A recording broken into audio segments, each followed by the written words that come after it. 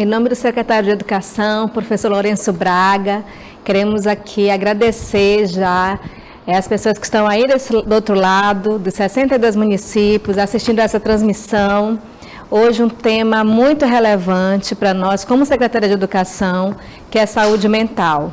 Esse tema surgiu da nossa necessidade de questões atuais que emergem das escolas e que exigem de cada profissional, psicólogo, assistente social, um conhecimento do que esse tema exige.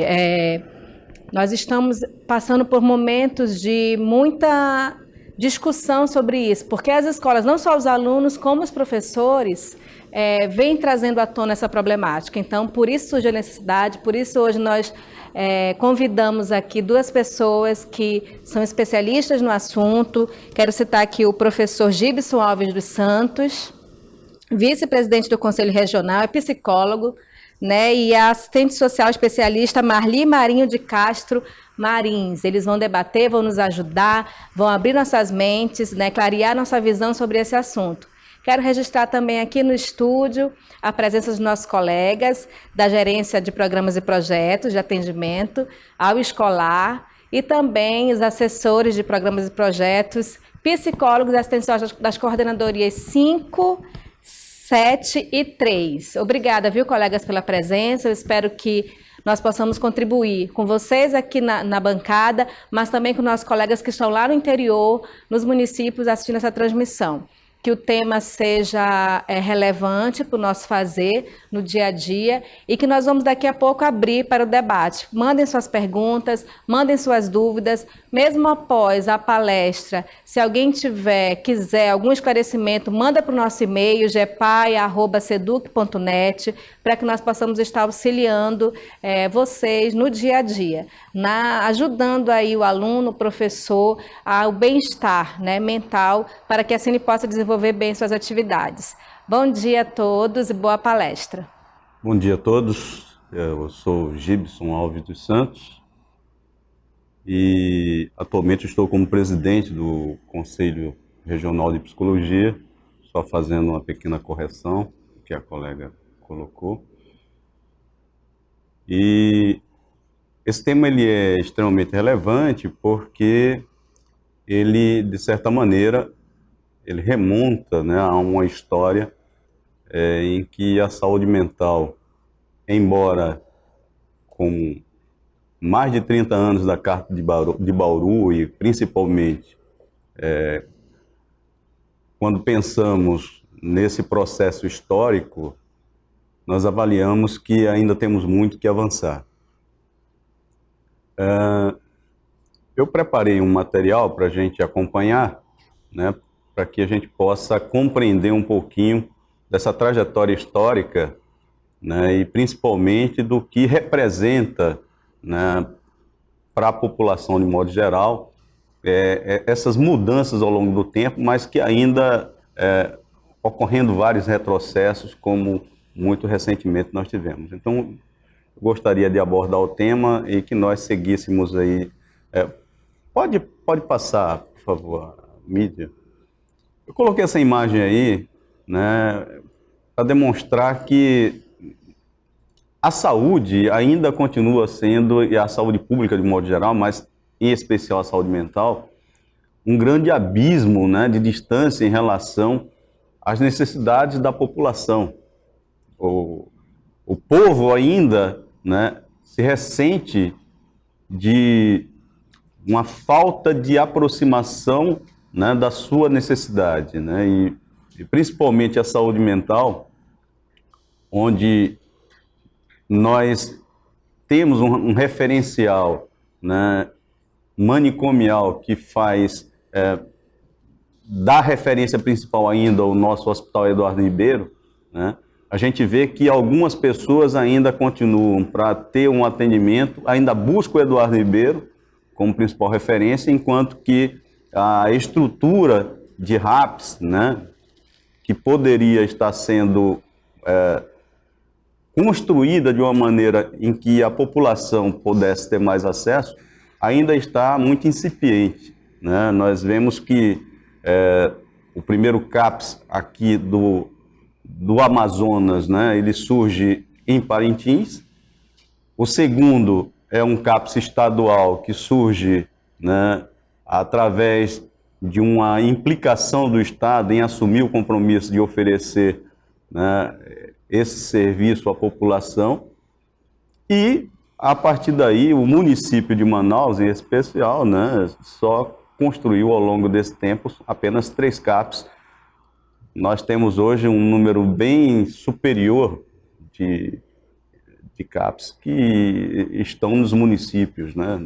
Partindo de Parintins, Itacoatiara, nós temos Tefé e por aí afora, né? A maioria dos municípios que conseguiram implementar e desenvolver, né, essa política, talvez até de uma maneira mais implicada do que o próprio município de Manaus.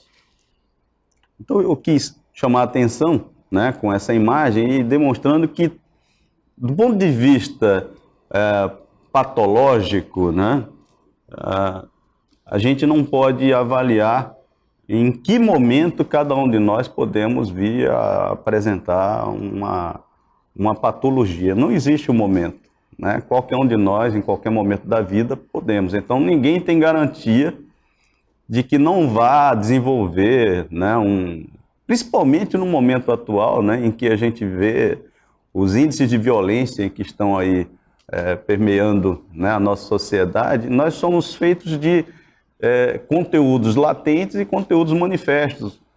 Um indivíduo que vive uma situação de um estresse pós-traumático, ele pode tranquilamente vir a desenvolver, né, um comportamento patológico em função, né, da sua situação vivenciada. Então, é importante que nós tenhamos a imagem clara de que não existe ninguém isento, né? Todos nós podemos, em algum momento da vida, vir apresentar. Por isso, que temos aí alguns indicadores epidemiológicos, né? E dentro desses indicadores, aliás, né, nós temos de que 3% da população geral, não só daqui de Manaus, mundial, tá? Esses dados, eles são da Organização Mundial da Saúde, né, que diz, e também, né, em relação ao Brasil, que diz que em torno de 3% sofre, né, de transtorno mental, a um nível severo e persistente.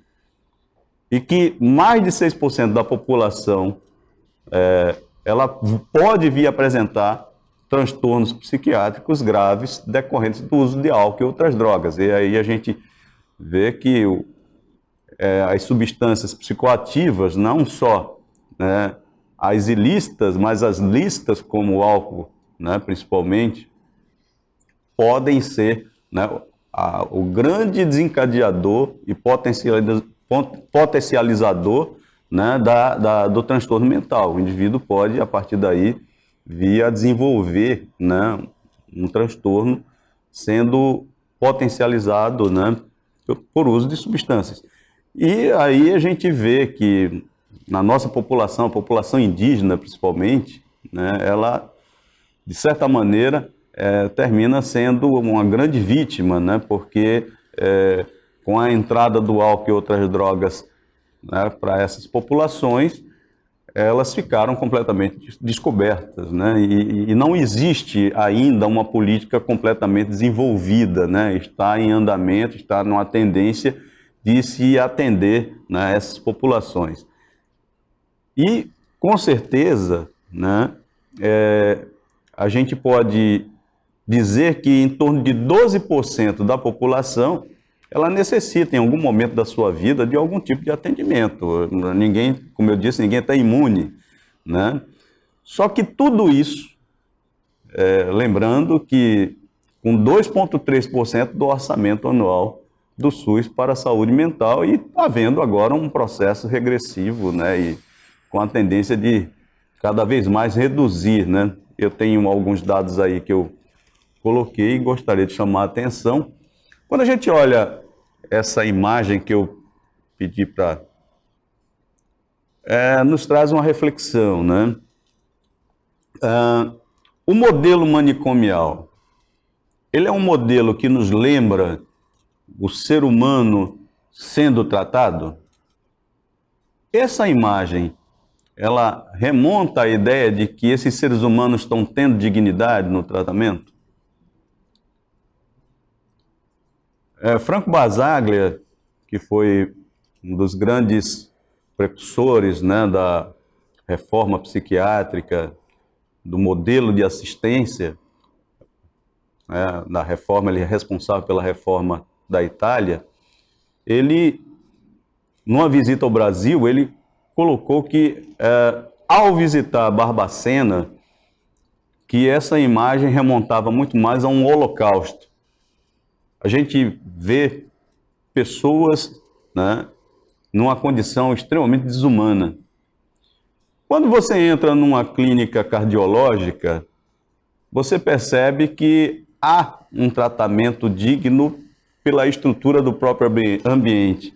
Mas quando você entra num hospital psiquiátrico, que deveria ser um espaço que deveria dar dignidade, respeito a essas pessoas, o hospital psiquiátrico, ele fede, ele é mal cuidado, tá certo? Ele tem um ranço do modelo, né, asilar, que é o modelo até penitenciário, né, que normalmente se faz uma análise através das instituições totais.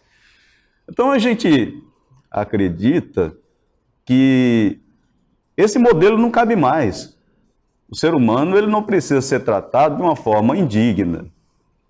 E esse modelo, né, a gente sabe que quem sofre, né, de transtorno mental, ele precisa mais ser cuidado do que ser abandonado.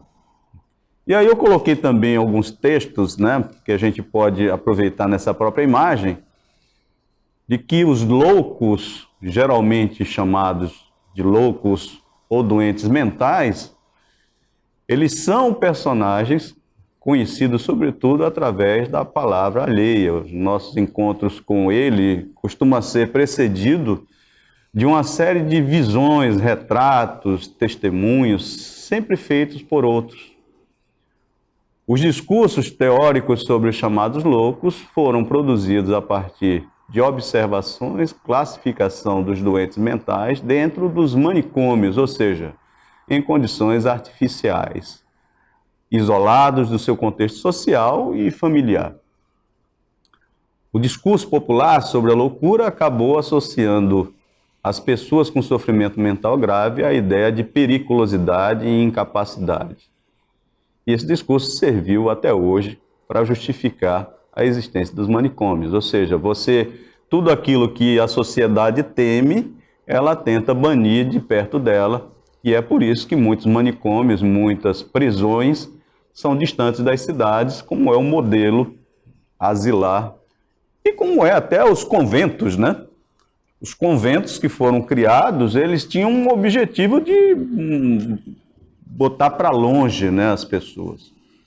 Então, sob esse pretexto, né, de curá-los, por favor, adiante sobre o pretexto de curá-los, os chamados loucos, eles foram internados contra sua vontade, sem direito a recurso, em instituições carcerárias, como eram os primeiros manicômios, e continuam sendo os hospitais psiquiátricos mais modernos, e a partir daí o mais pesado destino lhe foi imposto, que é um destino sem futuro.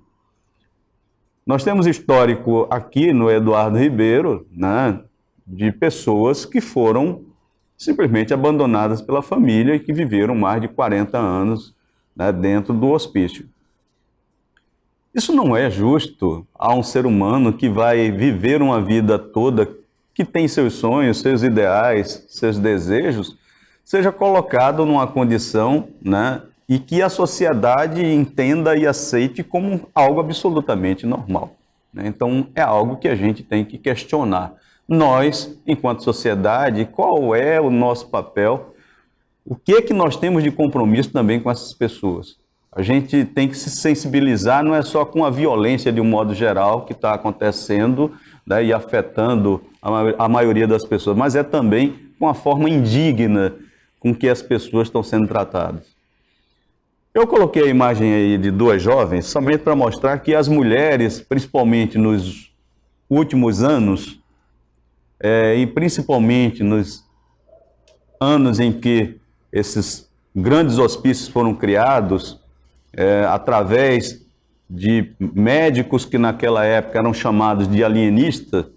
Se alguém puder ler o livro, né, do alienista, né, vai ter uma ideia geral do que eu estou falando. A figura da mulher, ela sempre foi associada, né, primeiro, a uma figura sem direitos. E naquela época, nos anos de 1900, né, a gente tinha mulheres que não poderiam manifestar, por exemplo, no maior momento da sua juventude, né, no pleno, né, gozo dos hormônios, né, de poder manifestar sua erotização. Se fizesse isso, era considerada alguém doente fora dos padrões. E muitos hospitais, né, mantiveram mulheres presas, encarceradas, porque elas manifestaram esse desejo publicamente, né? A mulher pornográfica, porque ela não poderia ser alguém, né, que ao nível social fosse valorizada. Então, sendo desvalorizada socialmente, é alguém que tem que ser banida da sociedade. E muitos, pra vocês terem ideia, teve mulheres que, pelo fato de não saber, teve uma japonesa que chegou a ficar encarcerada por mais de 40 anos porque não sabia falar português, não conseguia se comunicar. Ela não falava, ela parou de falar porque não conseguia se comunicar. Isso nesse período aí, né, dos anos de 1900, 1910, em que os grandes manicômios surgiram e foram enchendo os manicômios dessas pessoas, né? O exemplo também é dessa segunda foto aí, da mulher casada com 28 anos, e que o sintoma que o alienista disse que ela tinha era anestesia sexual. Então, alguém que o marido que disse que a natureza da mulher tinha que ser de fazer com que ele se satisfizesse sexualmente. Ou seja, a mulher era um mero objeto, né? E automaticamente ela estava fugindo à sua condição natural de dar o prazer, né, ao homem. Como teve casos também de mulheres, né, que foram encarceradas porque se vestia de calça, porque não gostava de usar saia.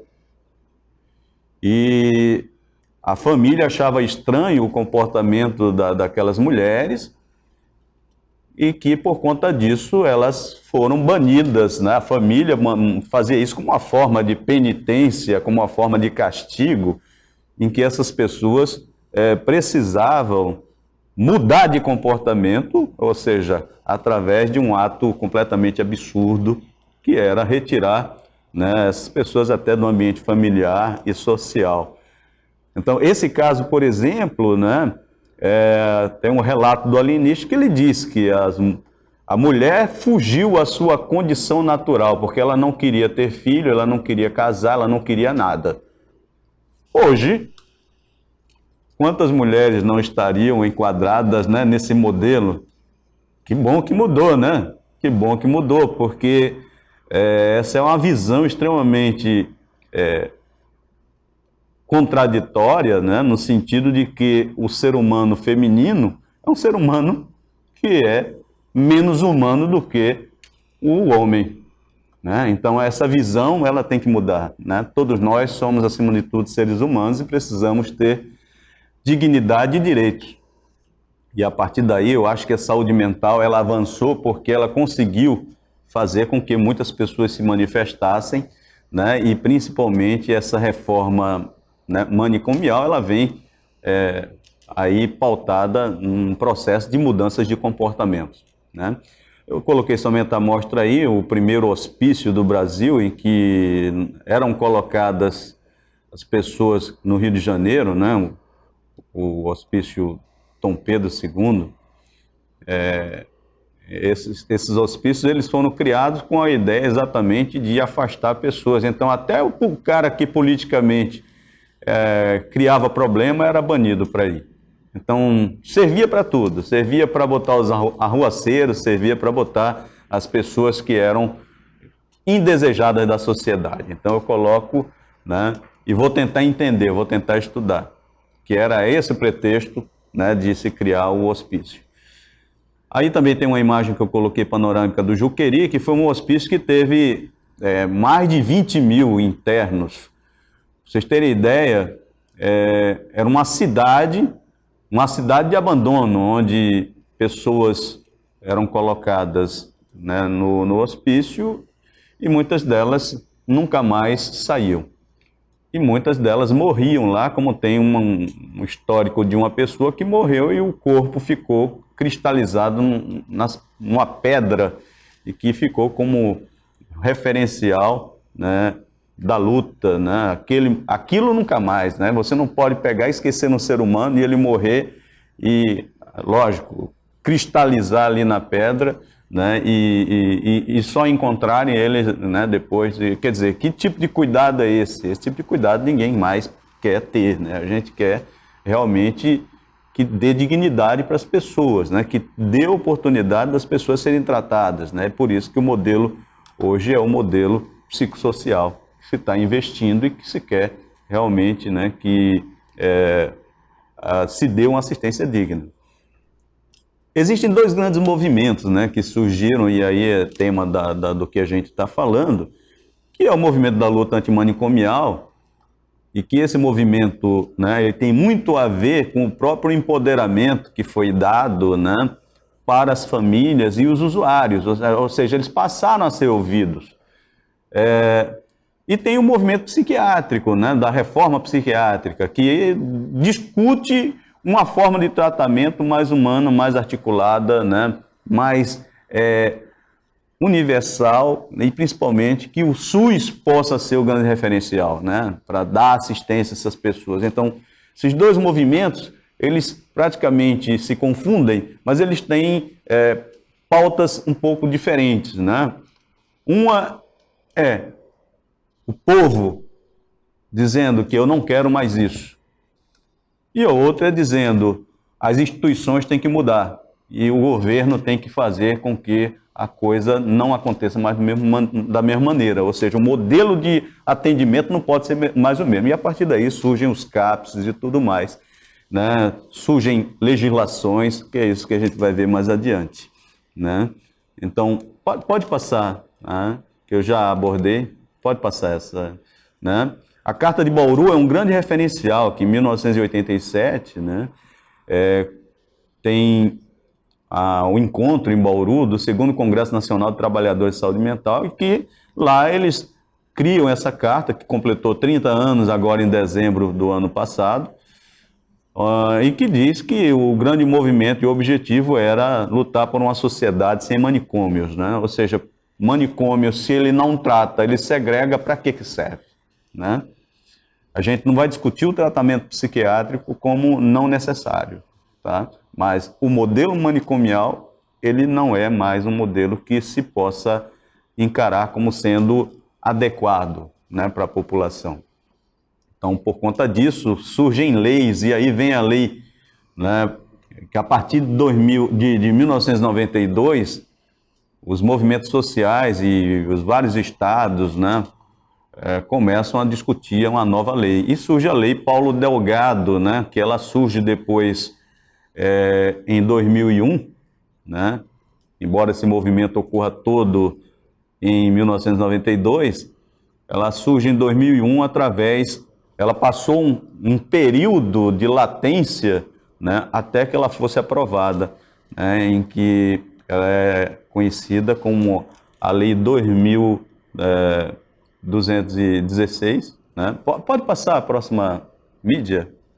10.216, aliás, me perdoe, né? Que foi de 6 de abril de 2001, em que ela vem estabelecendo, né, todas as diretrizes de tratamento para as pessoas com transtorno mental. Então, a primeira coisa que ela coloca é que as pessoas com transtorno mental, ela tem direitos, né?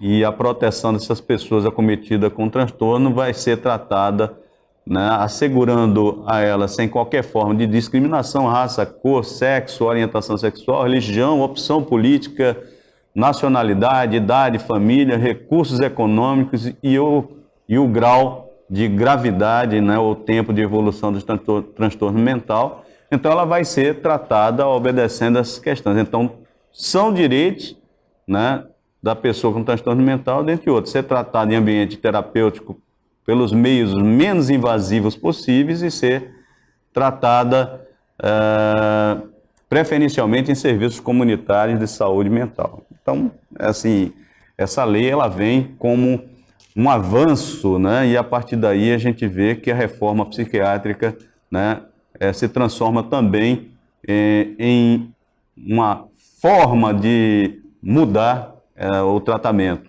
né? Então, houve uma ampla mudança, né, do atendimento público em saúde mental e que, com isso, o objetivo era dar acesso à população aos serviços e o respeito a seus direitos e à liberdade, né? Então, significa uma mudança completa no modelo de tratamento. A partir daí surgem portarias, essas portarias ministeriais, né, do Ministério da Saúde, em que elas criam a portaria 336 de 19 de fevereiro de 2002, elas criam os vários tipos de serviços, né? Convém lembrar também que, como parte importante, né, a estratégia da saúde da família é fundamental como um modelo assistencial comunitário e que ajuda bastante para os encaminhamentos dos CAPs. Então, existem os CAPs para determinado índice populacional, né, como o CAPS tipo 1, que vai de 20 mil a 70 mil habitantes, CAPS tipo 2, que vai de 70 mil a 200 mil, CAPS tipo 3, que é um serviço já mais qualificado, que funciona 24 horas, né, e que é para a população acima de 200 mil, o CAPS AD, que é um serviço de atenção, né, para atendimento a pessoas com problemas decorrentes do uso de drogas, né, de dependência de substância psicoativa, que é superior a 70 mil habitantes, e tem o CAPS infantil, então infanto-juvenil, na verdade, né, que é para a infância e adolescência. Essas portarias, elas surgem em 2002, só que a implementação aqui no Amazonas começa em 2005 e 2006, né? 2005 o primeiro CAPS em Parintins, 2006 o primeiro CAPS aqui em Manaus. Então, o Centro de Atenção Psicossocial se transforma em uma grande estratégia e é um modelo que vai, né, dar atenção de acordo com as necessidades da população de forma aberta e comunitária, né, e principalmente vinculado ao SUS. Então, ele é uma referência ao tratamento para pessoas que sofrem de transtornos mentais graves e persistentes. Então, é um serviço de atendimento de saúde mental criado para substituir esses modelos de internações, principalmente, às vezes, até desnecessárias, né? Muitos deles podem ser tratados tranquilamente nessas unidades, sem ter necessariamente que ficar um longo tempo de permanência internado. Em situações de crise, a gente hoje tem, né, algumas unidades que prestam um atendimento, né? Mas, assim, o pronto atendimento, né, do Eduardo Ribeiro ficou como uma referência com leitos, né, e tudo mais, porque nós temos que, a legislação coloca a necessidade de hospitais gerais ter leitos psiquiátricos, só que muitas vezes esses leitos, né, eles só estão ainda liberados lá no Eduardo Ribeiro, enquanto que os hospitais como João Lúcio, como Platão Araújo, como o próprio 28 de agosto, não implementaram, tá certo, esses leitos, e isso se transforma em um grande problema, né? E com certeza é a grande discussão e o debate que nós tivemos agora no dia 18 de maio, né, na Assembleia Legislativa, onde discutimos qual é a implicação dos gestores públicos para promover essa mudança. A gente faz uma audiência pública e pouco se tem a participação dos gestores públicos, né? Os gestores públicos que podem se implicar, dizer, nós vamos mudar, vamos implementar essa política. E isso se transforma em um grande problema, porque eu estou, pelo menos há mais de 15 anos, nesse processo de mudanças de comportamentos e de ações da saúde, de um modo geral, e o que a gente vê é que poucos políticos conseguiram fazer as coisas que deveriam ser feitas. Eu até questionei, no dia em que prender esses caras, com certeza muda de comportamento, ou que assumirem uma postura de mexer nos bens deles, entendeu? Porque não é possível que a gente continue tratando o ser humano encarcerado como alguém menos humano, né? E aí a gente vê que houve uma série de retrocessos. Esses últimos 2 anos, né, foram anos sombrios para a saúde mental. A saúde mental tem sido vista, né, infelizmente, né, com os vários políticos de Brasília acreditando que pode manipular, entendeu, a vida do ser humano sem levar em consideração, né, o respeito e a dignidade e, principalmente, continuar aprendendo, né, que é o que se propõe hoje, né, o que passou pela Comissão Intergestora Tripartite, da CIT, do Ministério da Saúde, né, a mudança na política de saúde mental, né, principalmente que vai ser coordenado pela Coordenação Nacional de Saúde Mental, de Álcool e outras drogas, né? Então a gente vê que houve um retrocesso muito grande. E pode passar essas imagens aí? Vocês terem ideia, a gente tem aí em torno de 240 milhões que será investido, né, na rede, não é nem na rede, nas comunidades terapêuticas, enquanto 31 milhões está sendo distribuído para as RAPs. Então, é brincadeira, né? A rede de atenção psicossocial está sendo cada vez mais sucateada, né? E isso implica em não se criar mais novas... você pega o recurso público e direciona esse recurso para comunidades terapêuticas que não estão qualificadas nem classificadas como nenhuma unidade de saúde, né? Que são recursos do SUS. Então isso é um absurdo. Eu gostaria de finalizar passando uma imagem que tem mais lá para o finalzinho. Isso daí é a imagem do Bispo do Rosário, do Arthur Bispo do Rosário, que foi um louco, considerado por muito tempo louco, mas que hoje é reconhecido como um artista. Mundialmente é reconhecido como um artista, né? E que fez de tudo que ele pegava de sucata, ele transformava em algo na forma de arte, né? E mais essa outra imagem que eu gostaria de finalizar com ela. Passa essa próxima imagem que tem, finalizando aí. Eu coloquei aí a mensagem de que a loucura e o incompreensível faz parte da diversidade humana. Essa imagem, para muitos, ela pode representar algo incompreensível, como uma criança está brincando com uma cobra, né? Mas talvez isso seja parte natural, né? É a parte que faz parte dessa diversidade da existência humana. Eu gostaria de finalizar e agradecer e me colocar à disposição para perguntas futuras. Obrigado. Bom dia. Quero agradecer à presidente do Conselho, Adriana. Bom dia, ok? Quero agradecer à presidente Andréia Cavalcante e as demais conselheiras do CRES 15ª Região. Estou aqui representando a categoria do Serviço Social, né? Espero representar com muito prazer. Sou assistente social de base. E quando a gente fala de controle social, já vou começar mais ou menos por aqui, a gente tem de entender que controle é participação, né? Então, já para minhas amigas assistentes sociais, a gente não tem de perguntar o que o Conselho está fazendo por mim, e sim o que eu estou fazendo pelo Conselho, né? Que eu acho que eu começaria por aqui. Eu queria começar a passar a minha apresentação, né? Sou Marli, sou assistente social, e quando o CRES me pediu para vir aqui representar, eu pensei, meu Deus, que tema né? Um tema bem forte. E aí a gente pensei nos objetivos. Quais são os objetivos? Eu pensei em situar a saúde mental na luta antimanicomial, do controle social, como bandeira de luta do assistente social. Porque ainda muita gente pergunta, o que esse assistente social tem a ver com saúde mental? Tudo, gente, tudo. E nós vamos tentar, pelo menos, chamar atenção para isso. Produzir um diálogo entre a categoria dos assistentes sociais e as demais para fortalecer a saúde mental como política pública. Porque é necessário. Quando a gente fala de saúde mental, nós falamos de complexidade, né? E assim como muitas outras políticas, e ela exige um saber, né, não mais mas interdisciplinar.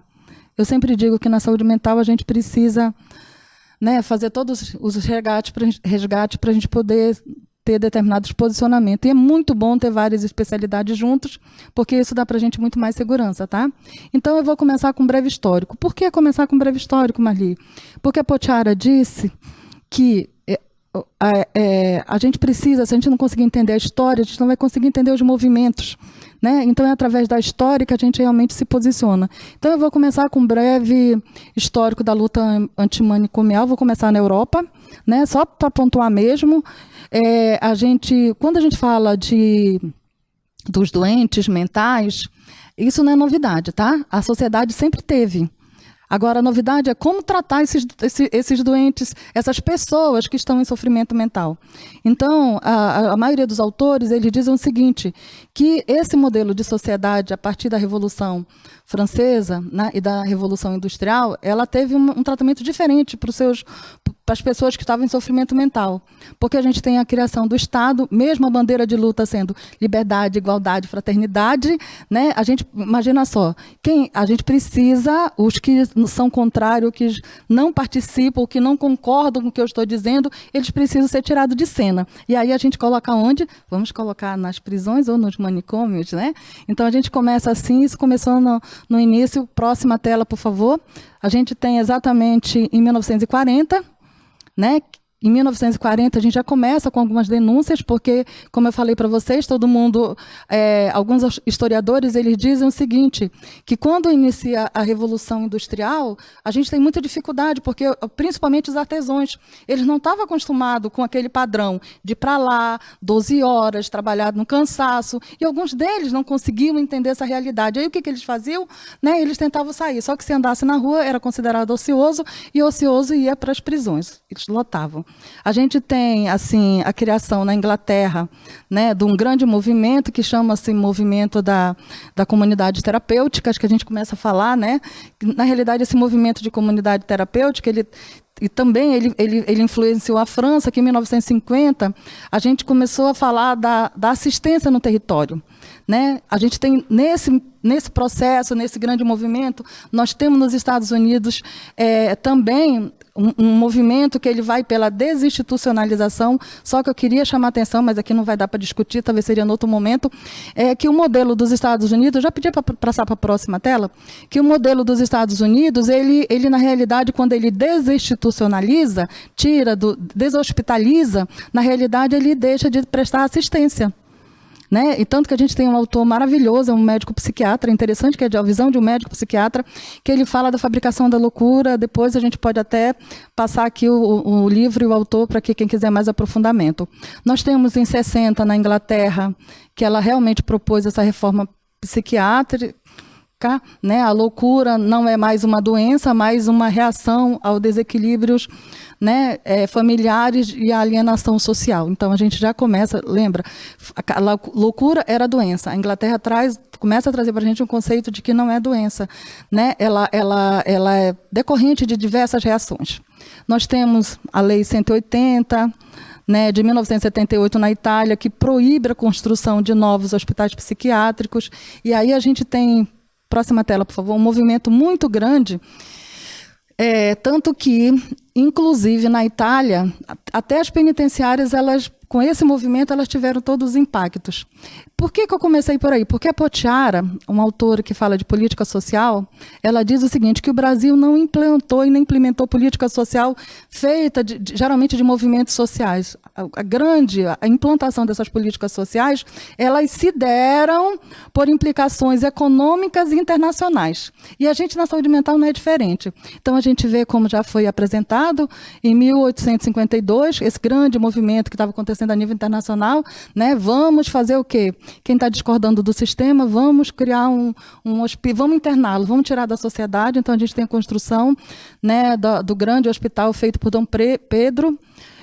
E aí, em 1950, nós já temos uma realidade que são as grandes lotações, né, rapidamente, né, e nós, assistentes sociais, entendemos isso, acho que melhor do que qualquer outra categoria, porque nós trabalhamos com a desigualdade social. A gente sabe que à medida que aumenta a concentração de renda, a pobreza e a miséria, ela cresce nas mesmas proporções, né? Então, isso assim, para a gente é mais fácil da gente conseguir entender, talvez. Então, a gente tem essa superlotação. Em 64, nós tivemos o golpe militar, né? E aí a gente tem, a partir do momento desse golpe militar, a privatização, né? Aqui é muito interessante a gente começar a perceber a privatização, né, dos serviços, das instituições psiquiátricas. A gente aqui em Manaus não tem muito, mas a gente for ver, eu tive o prazer de ir para Barbacena, né, e lá a gente começou a perceber, nossa, cada esquina tem um hospital privado, né, de saúde mental. Próxima tela, por favor. 79, eu coloquei assim, para mim foi uma coisa que mexe comigo, até porque 79, nós assistentes sociais sabemos que nós estávamos fazendo a ruptura do conservadorismo. E em 79 aconteceu um grande congresso em BH, que foi considerado o terceiro congresso, né, de psiquiatria, inclusive com a presença de Foucault, né? Nossa, eu imagino. E esse congresso foi muito interessante porque ele ouviu os trabalhadores, né? E a partir desses, os trabalhadores, as queixas, como já foi bem colocado aqui, as denúncias que eram a questão dos centros psiquiátricos. Lugar sujo, lugar fedido, onde pessoas defecavam, fazem xixi, não tinham higiene, né? Todo aquele sofrimento que tinha, tudo isso foi denunciado. Em 80, uma coisa interessante para a gente perceber que em 80 no Brasil, do financiamento do SUS, 80% de todo o dinheiro que o SUS paga com internação, 80% era para os hospitais psiquiátricos. Novidade é que só 20% era para o hospital público, né? 60% estavam financiando financiamento do terceiro setor. Próxima tela. Né? Nós temos em 1990, aqui no Brasil, também ainda, né, a implementação, né, das políticas sociais respaldada no movimento da reforma sanitária brasileira, com a conquista da Constituição de 88. A conquista da Constituição de 88, que nós estamos perdendo todos os direitos conquistados, e aqui eu chamo a atenção para isso, que a gente precisa realmente se respaldar com relação a isso, né? A geração que está agora, de 30, de 40 anos, não sabe o que é direito, porque direito é conquista, e conquista nós temos de lutar o tempo inteiro para manter.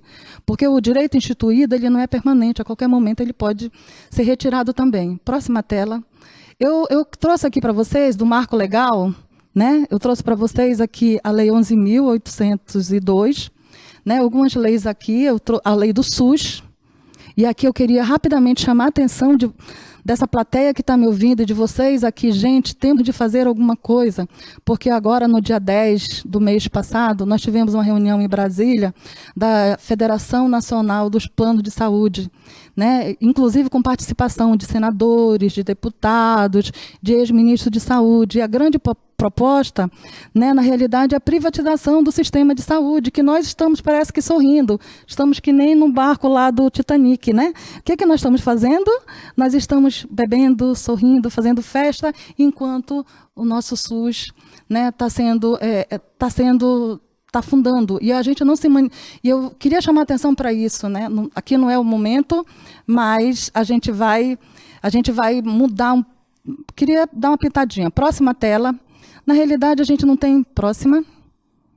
A gente, por favor, a gente não tem como... eu coloco aqui, tem na internet, tá? Esse material é maravilhoso. Tudo que vocês precisarem para entender da legislação em saúde mental, vocês vão encontrar... Está disponível para vocês aqui na internet, no site do Ministério da Saúde, tá? A luta antimanicomial no estado do Amazonas. Por favor. Eu queria colocar a tela primeiro para poder explicar. né? Então, vejam bem, eu trago para vocês aqui, por que que eu coloquei isso? Porque, gente, olha só, a coisa mais bonita do mundo é o estado do Amazonas. Nós temos uma diversidade única. Eu sempre digo que nós somos diferentes do Brasil e o Brasil não olha para a gente. A gente precisa entender isso. O Brasil não olha para o Amazonas. O Brasil começou a olhar para nós quando as instituições internacionais começaram a ter interesse diverso na Amazônia, né? Então, principalmente se tiver assistindo professores de história, professores de geografia, eu queria muito que vocês reforçassem, né? A nossa diversidade, ela não é uma coisa ruim, porque a gente imagina essa questão como se fosse selvagem, e a gente tem ideologicamente o selvagem como não desenvolvido, não é verdade? E isso precisa ser trabalhado, e que bom que a SEDUC está fazendo isso, trazendo, talvez aqui uma das causas possíveis de sofrimento mental, porque em determinado momento, como é que você se posiciona? Eu fiz um atendimento de uma etnia do Dexano, e ele chegou comigo e falou assim, assistente social, o nosso relógio não é o relógio do branco, porque o relógio do branco, ele não dá comida toda hora. O relógio do índio ele sai na hora que ele quiser comer, ele come, não precisa ser no horário de vocês de meio-dia, né? O nosso horário é o nosso relógio é o relógio da nossa... Eu achei muito interessante, porque é um sofrimento, não é doença, é um sofrimento, é uma questão cultural, e muitas das vezes nós não valorizamos isso. Por que vocês acham que o mundo inteiro está olhando para nós? Por causa que nós somos maravilhosos? Não, por causa da nossa reserva. Isso a gente precisa falar disso. Quando a gente fala de saúde mental, a gente diz assim, se o Brasil ele fez cópias por pressões internacionais, quando nós chegamos na nossa realidade amazônica, eu acho que as coisas aqui chegam de barco mesmo. Eu sempre digo que na Amazônia, quem faz o caminho são os rios, os barcos. Então, entender a Amazônia, Amazonas, o maior estado do Brasil, que só tem 62 municípios, parece que é muito fácil administrar, mas que você não chega em determinados municípios, em 5, 6 horas, que não tem acesso, né? Que quem manda aqui no Amazonas é a natureza, são os rios. Tanto que quando você fala na implantação de política de saúde, nós temos as 9 calhas do rio, isso precisa ser muito disso. Isso não quer dizer que a gente seja pior ou melhor, né? Isso significa que nós precisamos, nós amazonenses, que temos de dizer assim, ei, para aí, Ministério da Saúde, vamos fazer, isso funciona lá, mas aqui a gente tem que fazer um pouquinho do nosso jeito, porque nós funcionamos desse outro jeito. Né? Então, eu acho que esse daqui é um grande desafio, que bom que a SEDUC está trazendo isso para a gente conversar. Então, o que a gente tem no Amazonas? Eu sempre digo assim, olha a nossa diferença. Quando você fala de capital, a gente fala assim, a capital de São Paulo tem concentração da população. Mas quando você fala na capital do Amazonas, a concentração, nós não temos uma capital. A nossa capital não é capital. Depois os professores de geografia e história me corrigem. É uma capital-estado. Porque nós temos mais de 50% da população que usufrui desses serviços e vive nessa capital. Nós temos o oeste do Pará vindo para cá, nós temos Boa Vista vindo para cá, nós temos Acre vindo para cá. Então, eu acho que isso precisa, quando a gente fala da Amazônia, de saúde mental, de serviço, nós precisamos falar disso também. Eu vou me concentrar um pouquinho em Manaus. O que nós temos em Manaus? A gente começou em Manaus essa reforma psiquiátrica, esse movimento antimanicomial em 2004, né? Onde se tinha a proposta de fazer a implantação de 20 CAPs, que são serviços, nós vamos desinstitucionalizar, mas nós tiramos dos hospitais essas pessoas e colocamos aonde, gente? Não, agora o Estado não tem mais a ver com isso. Eu, assistente social, começo a analisar e pensando o seguinte, nós estamos vivendo um momento que nós chamamos de neoliberalismo de terceira via. E não é assistente social que fala isso, não, é um economista, né, que fala muito, o que é esse movimento liberal de terceira via?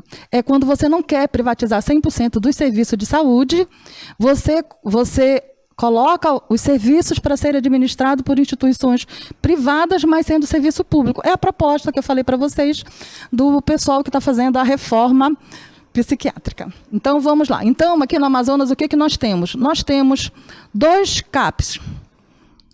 Um CAPs do Estado, um CAPs da Prefeitura. Aqui no Amazonas tudo é diferente. Quando nós falamos descentralização, a gente tem muita dificuldade. Eu, às vezes, digo para os profissionais de saúde, você não sabe, imagina a população. Policlínica seria um serviço de média especialidade. Deveria estar onde? Deveria ser da atenção especializada ao Estado. Mas nós temos policlínica da prefeitura. E aí eu digo, aqui eu não tenho clínico geral, mas lá no Estado, na prefeitura, tem clínico geral. Então, nós temos a saúde mental nas policlínicas. João Braga, na policlínica. Zeno Lanzini, na policlínica. José Lins, na policlínica. Gilberto Mestrinho, na policlínica da Codajás. Porém, hoje, como nós estamos com relação a esse serviço?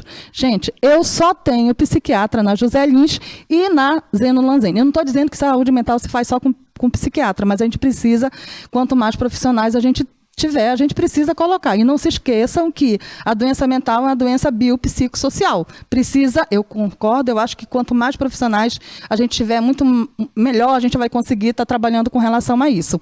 Então, eu já começo a perguntar o seguinte, dos movimentos sociais.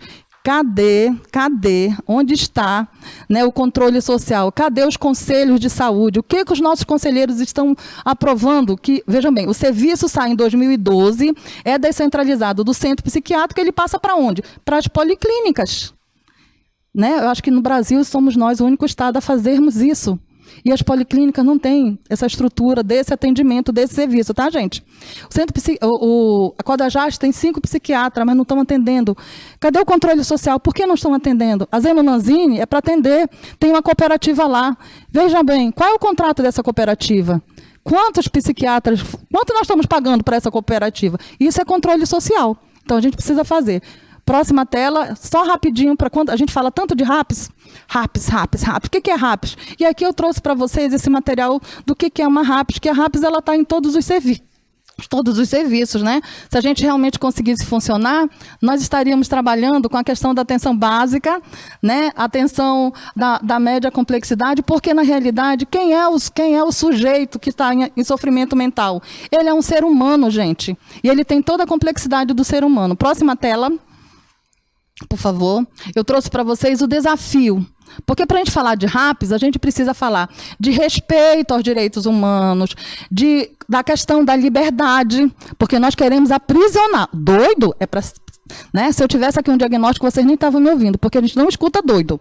Né? Tudo que doido fala não é verdade, então a gente precisa colocar.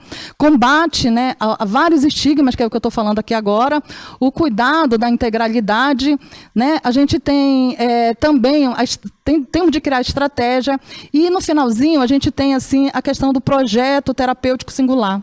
A gente não faz atendimento de saúde mental em série, como estão querendo, porque adoece mais o usuário, a pessoa que está em sofrimento e os trabalhadores também. Atendimento de saúde mental, ele deve ser prestado com uma qualidade, ela vem para incomodar o serviço, porque eu não tenho, 15 minutos acabou, pode ir embora.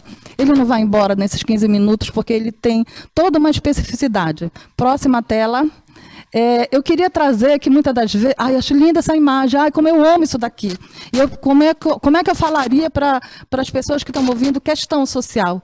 Para mim, isso é questão social. Por isso que isso, para mim, é uma obra de arte. O autor, ele não falou, Portinari não falou de questão social, mas ele me mostra a questão social.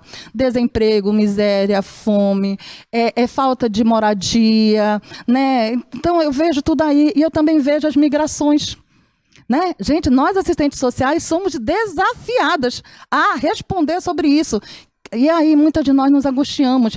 Meu Deus, eu não dou conta. Dá sim, tu passou 4 anos. Só que tu não vai resolver o problema dos outros, tu vai fazer intervenção nas múltiplas expressões dessa questão. Tu vai resolver, dar ferramenta para que aquele sujeito tenha autonomia de resolver a sua vida. Quem é o doente em sofrimento mental? Seria a próxima pergunta que eu colocaria para vocês. E aqui eu coloquei o seguinte, eu trouxe essa fala que eu estou mostrando aqui para vocês. Ela é uma fala do livro, eu esqueci de colocar aí, Saúde em Casa, Saúde Mental em Casa, e é muito interessante da gente começar a ver isso, porque muitas das vezes esse doente, ele é motivo de vergonha, né? Para ele, para a família dele, para os vizinhos, então a gente quer esconder. A gente não quer mostrar. Então, trabalhar com pessoas em sofrimento mental, o profissional que trabalha, automaticamente a gente muda todo o olhar da vida da gente, a forma da gente conceber o mundo. Né? Então, para falar do controle social, que a gente vai estar trabalhando aqui com vocês, a gente precisa dialogar. Não tem como fazer controle social sem trabalhar com políticas sociais. Muitas pessoas confundem serviço social com política, com assistência social, que a assistência social é política, né? E nós não somos a política, nós somos um dos trabalhadores da política, mas que temos de fazer um movimento, inclusive, para fazer o controle social. E que seria, como que a gente faz o controle social? O controle social, ele é feito em várias instâncias. Nós podemos, nas ouvidorias, nos conselhos, temos de estar participando, temos de participar de várias situações. Esse material está aí. E próxima tela eu trouxe para vocês, porque eu saberia que era muito difícil dar conta em tão pouco tempo. Aqui tem muito legal esse livro do Cefes, que fala do controle social. Também tem na internet disponível para vocês. E aqui eu queria chamar principalmente a atenção, se não der para ler todo o livro, ou todos os artigos, leia pelo menos da Bravo. A Bravo fala que controle social não é a participação, é uma participação fundamentada. Porque ela diz que muitas das vezes, quando nós fazemos participação, a participação é só para a gente efetivar. E talvez, Gilber, você começa a pensar, será se a população, porque a gente pensa que a população é burra, né? Não, ela não tem, às vezes, os fundamentos teóricos e metodológicos. Talvez ela já entendeu que participar, ir para lá, muitas das vezes, é só para efetivar o que eles já disseram que vão fazer. Por exemplo, vão fechar o hospital psiquiátrico. É isso que a população quer? Talvez nesse momento não seja o que a população quer. Já parabenizando, né, a doutora Cláudia, né, porque ela realmente, eu acho que é necessário, nesse momento histórico, conjuntural, que nós estamos vivendo, é necessário a permanência ainda desse serviço, porque nós não temos implementado um outro serviço. E a gente pode discutir depois. O nosso conselho trabalha a questão da resistência, né? Resistir é preciso, não é fácil. Quando você faz controle social, a gente não tem essa facilidade. As referências que eu trouxe para vocês, algumas referências, eu já queria que eu colocasse logo na última tela, por favor. Eu queria finalizar para vocês aqui com um pensamento do Brecht, né, que ele fala assim, primeiro, levar os negros, mas não me importei com isso, eu não era negro. Em seguida, levar alguns operários, mas não me importei com isso, eu também não era operário. Depois, prender os miseráveis, mas não me importei com isso, porque eu não sou miserável. Depois agarraram uns desempregados, mas como tenho meu emprego, também não me importei. Agora estão me levando, mas já é tarde. Como eu não me importei com ninguém, ninguém se importa comigo. Eu trouxe esse pensamento para que a gente, né, reflita e a gente pense na seguinte situação. Vocês, nós não estamos livres do sofrimento mental. E muitas das vezes até já tivemos algumas dores, né, não recebemos diagnóstico de patologia, porque nós superamos. Né? É muito difícil para uma pessoa em sofrimento mental, né? Ela, depois da experiência, depois de um surto, né? Se você não tiver um profissional acolhedor, né, você nunca mais consegue se posicionar. E eu queria chamar a atenção aqui que quando a gente fala de sofrimento, de pessoas com transtorno mental, a gente tem o estigma de que são agressivos. Eu mesmo, antes de entrar no serviço, tinha um pavor. Eu queria muito não ter entrado, né? Que a gente fica com medo, eu trabalho na Gilberto Mestre com isso, mas a gente começa, são seres humanos, complexos que nem todos os seres humanos. E não é a todo momento que estão em crise, não.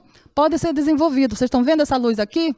Essa luz aqui só foi possível nós termos luz elétrica porque um esquizofrênico, ele realmente fez esse desenvolvimento. O Einstein, né, que é o suprassumo do conhecimento, da sabedoria, da criatividade, ele tinha transtornos mentais diagnosticados, né?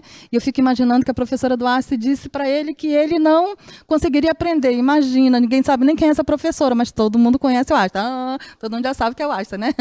Então a gente tem de começar, eu acho que a gente tem de rever. A gente tem de rever nossos conceitos.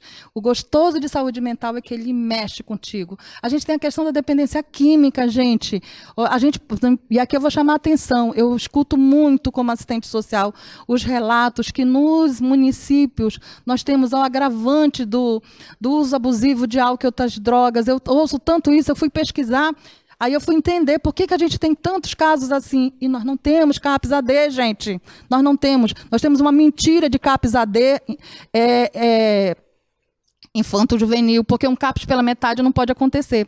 Né? Um CAPSI nós temos ali no Aquariquara, o único aqui em Manaus, que ele é meio CAPS da criança e meio CAPS de atendimento de droga. Nós temos um único CAPS AD aqui na cidade, né? E nós temos um atendimento na Gilberto Mestrino também, que também não está tão com condições de atender essas demandas. A gente precisa começar a pensar como atender isso, e isso é movimento. Isso é movimento. Eu não estou falando mal de governo, até porque é muito fácil eu colocar a culpa no governo. E eu pergunto o que você está fazendo para isso. Porque eu atendo professor dependente químico, a gente não fala dependente, uso abusivo de álcool e outras drogas, diretor, alunos, né? O que fazer? Né? Motorista de ônibus, gente, é tão interessante. O motorista disse para mim: nossa, eu às vezes, eu já falei para a empresa que eu não tenho condição, mas eu tenho de produzir, eu tenho de chegar lá, eu tenho de dirigir. E a gente, desse dia em diante, eu comecei a tomar mais cuidado, às vezes, até não reclamar. Então, qualquer um de nós estamos muito sujeitos. Por que isso? Tá, cadê as assistentes sociais? Vamos pesquisar sobre isso, gente. Cadê os movimentos? Quais são os serviços? Não são bandidos. Bandidos são os tráficos. Aí é outra questão, não é para nós resolvermos. Mas a pessoa que está em uso abusivo, a família que sofre, nós precisamos fazer alguma coisa, né? Nós temos de fazer alguma coisa. E eu vou dizer uma coisa para vocês. A minha experiência, ela diz o seguinte, a minha experiência, ela diz um pouquinho de experiência que eu tenho, ela me diz o seguinte, que as pessoas estão deixando de sonhar. Deixando de sonhar por quê? Gente, a minha filha perguntou, eu tenho uma filha de 15 anos, tenho duas filhas lindas, né? Eu vou falar só de uma, elas odeiam que eu fale dela, tá? Mas eu tenho uma filha de 15 anos que ontem ela me fez uma pergunta assim, ela falou assim: mamãe, eu tenho de estudar para quê? Se no final eu vou morrer. Aí eu fiquei, ai meu Deus, como filho e aluno faz cada coisa que só a gente consegue entender. Mas olha só, a gente tem de responder essas perguntas. Isso significa o quê? Que mundo que nós vivemos? Nós vivemos no mundo da internet. Às vezes eu ligo e digo: oi, te amo por telefone. O humano precisa de toque, de carinho, de respeito. Mas quando nós não sabemos fazer isso, quando fazemos é violência, porque nós fazemos de um modo libidinoso, de um modo perverso. Então, que a gente comece a pensar sobre isso, né? Que a gente comece a pensar nas pessoas. Olha, desemprego, eu estou atendendo, eu vou colocar aqui tipo uma denúncia mesmo, estou atendendo profissionais do Centro Psiquiátrico Eduardo Ribeiro com depressão, alto grau de depressão, pensando já com ideação suicida, gente. Sabe, assim, isso, jamais imagina, um cuidador que pensava, eu falei assim: são eles, daqui a pouco sou eu. Quem garante que não vou ser eu daqui a pouco? Eu tenho estrutura, não vai acontecer comigo. Ninguém tem estrutura, nós somos humanos. Tá? Nós somos humanos e a qualquer momento nós precisamos. É preciso desconstruir a ideia de que são violentos, que são perversos, que são coitados. São pessoas que passaram por sofrimentos e cada sofrimento precisa ser dito. Eu tenho aprendido muito porque a gente tem o nosso teórico metodológico e nós temos o técnico operativo. Como eu estou na saúde pública, eu tenho de entender técnico operativo. E eu digo hoje que eu tenho uma grande dificuldade, porque eu trabalho com a saúde mental, eu trabalho com a saúde mental de manhã e de tarde eu trabalho com a tuberculose. Ou seja, na realidade são os excluídos, né?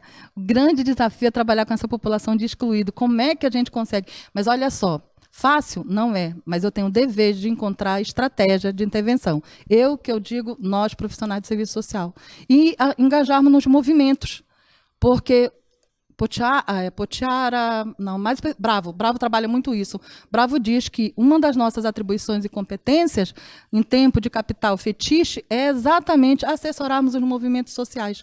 Então, eu espero que as assistentes sociais que estejam ouvindo se sensibilizem com essa temática.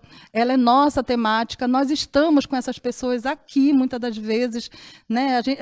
Estão em movimento, estão junto com a gente, e às vezes a gente nem conhece. Eu, trabalhando com a saúde mental, identifiquei uma pessoa que eu trabalhei 10 anos na atenção básica, e aí ele falava assim: olha, eu tinha muito medo de vir aqui com a senhora, porque eu tinha medo da senhora me identificar como doido, porque eu trabalhava com ele de uma outra forma. Eu falei: imagina, você não é doido, você só está em sofrimento, tem uma patologia, quando você estiver bem, você vai assumir suas atribuições e competências profissionais. Né? Então, a gente tem muito ainda que fazer. Eu acho que aqui no Amazonas a nossa luta ela é diferente. A gente precisa, para fazer movimentos sociais, entender da geografia, entender da política, entender da história, entender da questão dos movimentos. E que bom que a SEDUC está fazendo isso, né? Que bom que a educação tem de traz a necessidade da fundamentação teórica para que a gente consiga realmente fazer. Eu estou à disposição, eu acho que é um assunto complexo, né? Tem muito que a gente perguntar, eu não espero ter conseguido responder algumas dúvidas, algumas perguntas. Apenas uma pergunta chegou aqui: se fechar o Hospital Eduardo Ribeiro, para onde vamos encaminhar as pessoas que estiverem em crise? Quem fez essa pergunta foi a Renata, da CDE 5. Renata, pela lei, deveria ser os hospitais... como é que é? Deveriam ser um atendimento nos hospitais. Nós já temos essa vaga garantida no Hospital HUGV, né? São 5 vagas, pelo menos a informação que eu tenho, e no Hospital e Pronto-Socorro Platão Araújo, e os outros estão ainda em negociação. O que nós não temos é uma equipe, porque lembra o estigma que eu falei para vocês? Nós temos o estigma de que eles vão ser agressivos, vão interferir. Então, isso tudo precisa, para fazer uma enfermaria, para atender essas pessoas em crise, a gente ainda não... Isso está sendo ainda judicializado. Aliás, como tudo que acontece na saúde mental no Brasil e no Amazonas, a gente tem os processos da judicialização. Eu queria chamar a atenção aqui, antes de passar para o meu amigo Gilberto responder, né, com relação, quando a gente fala... lembra que eu falei para vocês que a gente precisa entender a especificidade do Amazonas?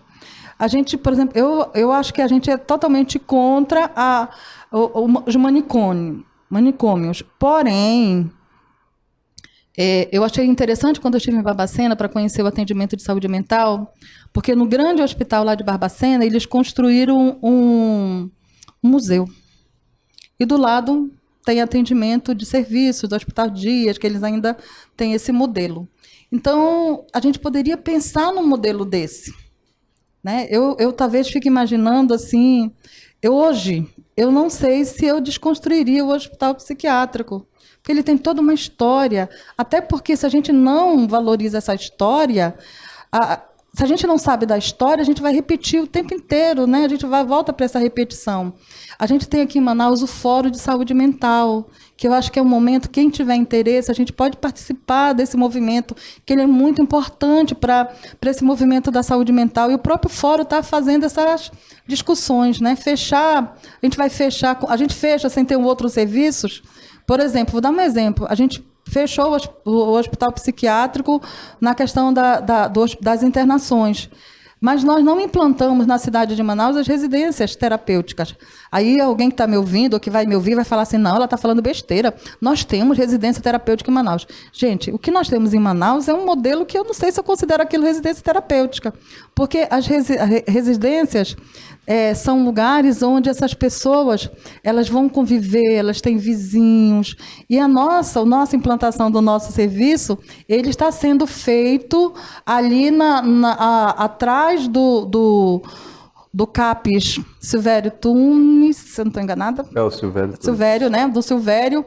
E, na realidade, eles continuam aprisionamento. É uma residência manicômio, no meu olhar, na minha visão, e isso precisa ser discutido. Então, eu acho que a gente precisa, novamente, fazer o que esse tema, bem escolhido por vocês, disseram. São os movimentos sociais, é o controle social que tem de intervir. Aí eu vou chamar a atenção. Cadê os conselheiros? Oi, conselheiros, aonde vocês estão? Cadê os conselheiros municipais? Cadê os conselheiros estaduais da saúde? A gente precisa se posicionar. O que está acontecendo com a saúde mental? E como é que nós vamos escrever essa história? Eu acho que nós temos o dever, né? O dever de levarmos para uma grande discussão para poder fechar. Eu hoje já começo a pensar que talvez esse fechamento não seja a melhor forma para o Amazonas, porque a população ribeirinha que vai chegando em busca desse serviço, né, como é que ela se desloca? Eu acho que a gente tem que pensar nisso, sabe? Isso não precisa de mais discussão, no meu olhar. Eu estou com o microfone aqui na tela. Eu acho que esse questionamento, eu acho que é o questionamento da maioria da população, né, em relação a essa questão. Quando se está fazendo um processo de mudança de serviços, né, criando e implantando serviços, a gente entende que você não destrói o que está construído, né? O que foi feito, infelizmente, foi um sucateamento, né, da assistência no Eduardo Ribeiro, em função de um processo de deshospitalização, com a ideia de que estavam criando um serviço de atendimento residencial terapêutico dentro de um modelo manicomial, ou seja, se retirou os internos que estavam, o termo exato eram moradores, né?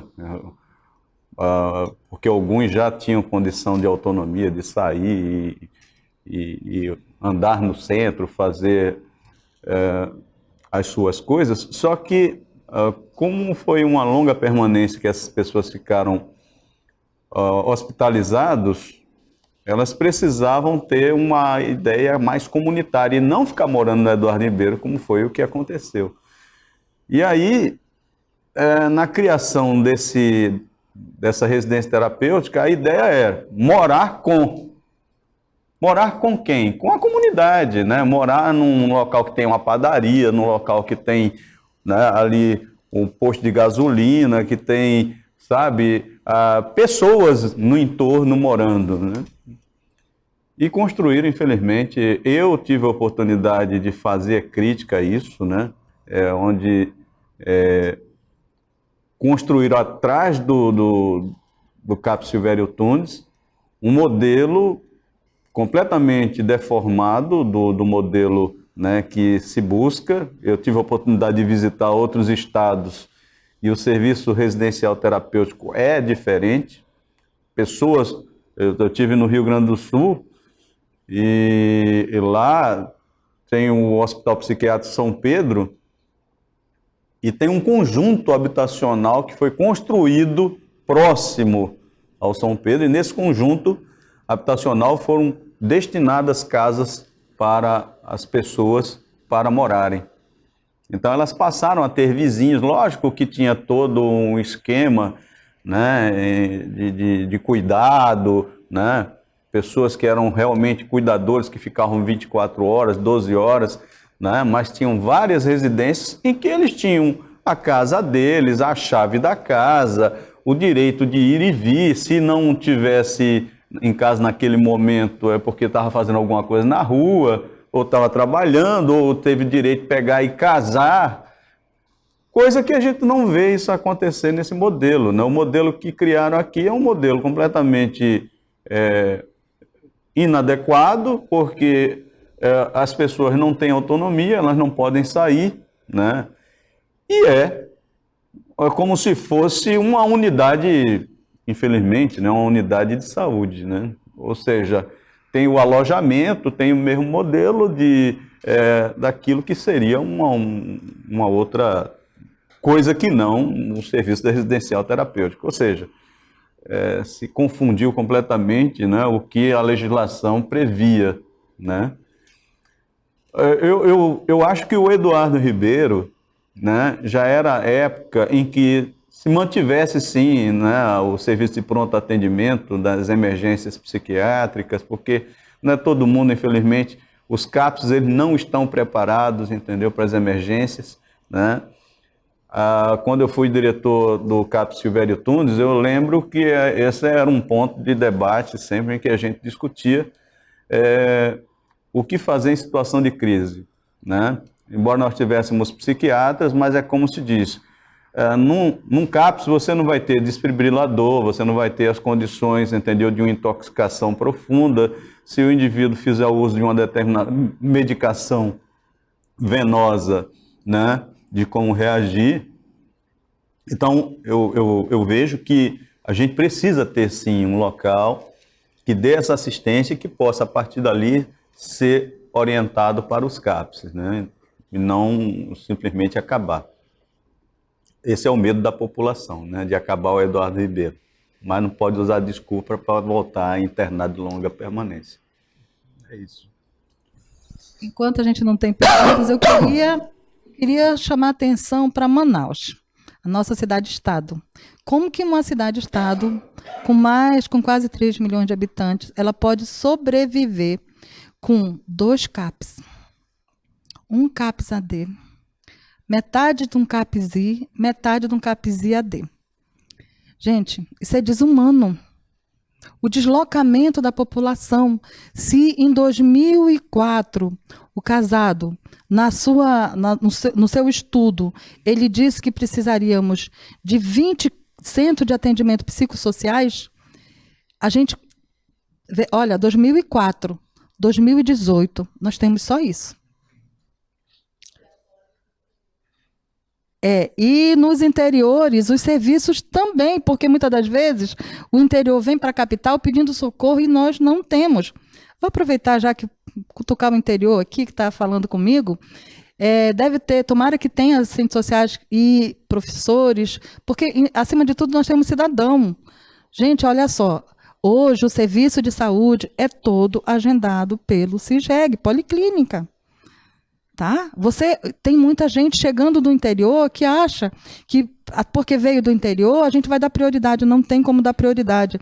Olha, eu sempre digo assim, briguem com o prefeito, com o secretário de saúde. Questione, chame. Isso é movimento social. Digam a eles sabem, mas se eles não sabem, ensinem para eles que o movimento tá modificando. A gente precisa dar uma atenção às pessoas em sofrimento mental. Eu estava conversando no intervalo com uma pessoa que nenhum de nós, ninguém aqui está livre de daqui a 2 dias, 3 dias, ter um surto. E como é que a gente fica depois do surto? Uma vez surtado, uma vez que nós temos esse diagnóstico, esse retorno para a vida, né, normal, ela é muito, muito, muito complexa. E aí a gente precisa desses serviços. Como o colega aqui colocou, a gente tem pesquisa que dizem que a tendência é aumentar, né? E principalmente na educação. Professores que estão me ouvindo, os professores, existe uma tendência desses profissionais, principalmente a questão da borderline e da depressão. É muito comum a gente estar eu falo assim, depressão, borderline, e uso abusivo de álcool e outras drogas. É o que eu, na Gilberto Mestrinho, mais escuto. E talvez aqui a gente vem para as universidades que nós temos aqui no Amazonas, para que a gente faça pesquisa, porque a gente tem de implantar serviço de acordo com a nossa necessidade, de acordo com a nossa especificidade. A gente não pode ficar calado diante disso. Eu sempre digo assim, isso é suicídio. E suicídio também é um sofrimento mental, né? A gente começa a falar as coisas assim, né? Suicídio também, as pessoas já estão cometendo. É muito interessante, eu tive uma conversa com o psiquiatra, o doutor Luiz, e num dado momento ele falou assim, Marli, cada vez que eu imaginava que eu, médico, saberia tudo. E hoje eu consigo entender que a questão para trabalhar as pessoas em sofrimento mental é muito mais questão do serviço social, né? Porque são os sofrimentos decorrentes do modo de organização da vida moderna. Então, a gente não pode deixar de tratar isso. É isso que está acontecendo nas escolas, porque hoje a nossa sociedade é a sociedade do tô nem aí. Né? A gente tem professores que muitas das vezes dizem assim, tô nem aí, a educação, a responsabilidade não é minha, a responsabilidade é da mãe, da família. Mas vejam bem, o Estatuto da Criança ele diz que, né, a responsabilidade é da família, a responsabilidade é da comunidade, a responsabilidade é do Estado. Então, nós somos responsáveis enquanto comunidade, nós somos responsáveis enquanto Estado, porque nós, servidores públicos, somos o Estado. Né? A gente está criticando aqui, mas a gente também tem de se posicionar. Então, o dever de cuidar, o que a gente tem como assistente social? A violência e o abuso sexual, principalmente das meninas, né, dos interiores, que é uma coisa assim tão perversa e tão que muitas das vezes nós naturalizamos. E o que eu tenho é que os abusos e sofrimento mental, quando ele não causa determinado transtorno na infância, na adolescência, lá nos 40, 50 anos, essas mulheres chegam muitas das vezes com alguns sofrimentos que, quando você vai fazer um resgate histórico daquele sujeito, nós identificamos ali um abuso infanto-juvenil, as violências que ocorrem na questão da família. Então, gente, a gente precisa fazer com que, enquanto essa Constituição de 88 ainda estiver prevalecendo, porque eu vou dizer uma coisa para vocês, isso não é fatalismo não, tá? Mas eu começo a pensar que, se o povo não acordar de verdade, se a gente não se importar com o que está acontecendo, todos os direitos conquistados nós estamos correndo o risco de perder. Mas, por enquanto, o dever ainda de implantar o serviço ao Estado. Senhores prefeitos, o que vocês estão fazendo que vocês não implantam serviço de saúde mental? Já que vocês não aparecem quando a gente marca os encontros, quando a gente marca as assembleias, os secretários de saúde, as audiências públicas, quando nós façamos, né? Olha só, eu acho que a gente tem de começar a entender que também, eu acho, talvez o grande movimento que nós temos de fazer é o seguinte: olha, os profissionais votam, a pessoa portadora de sofrimento mental vota, e nós temos de trazer isso à tona, porque o que eu entendo do Estado, que é zona de confronto e interesses antagônicos. Então, se eles estão adormecidos, é porque nós não estamos fazendo os movimentos corretos, fazer o cutuco. Né? Vamos começar a colocar, vamos perguntar qual é a sua proposta, seu governador, para o Amazonas na questão da saúde mental. O que o senhor propõe construir? Né? Governador não constrói, mas então como que o senhor vai subsidiar os municípios, prefeitos? Esse ano é votação para o governo, daqui a 2 anos é votação para prefeito. Né? E a gente já foi dito até aqui que dinheiro tem, e é verdade, dinheiro tem. Nós não temos falta de dinheiro nesse país. Né? Eu sempre falo que qualquer uma hora eu vou fazer um curso de economia financeira para entender fundos públicos, porque o nosso fundo público está lotado de dinheiro, não é à toa que a Lava Jato tem milhões, bilhões, trilhões, e tem milhões, bilhões, trilhões da saúde saindo pelos ralos, indo para serviços que não são necessários. Cadê os CAPs? Eu acho que a gente tem de se mobilizar, ou então ficar quieto, ficar calados. Né? Isso não tem a ver comigo. E aí, quando for alguém da minha família, para onde eu levo? Né? Vou levar para a rua? Teve caso de uma pessoa que chegou em sofrimento, né? Tirou a roupa, e a gente até sorri, né? A gente é tão perverso, às vezes, que até olha que coisa. Geralmente são de sofrimento, que foi atravessar a rua e morreu, e assim tem muitos outros. Eu, no caminho do trabalho, de vez em quando, dá vontade até de parar.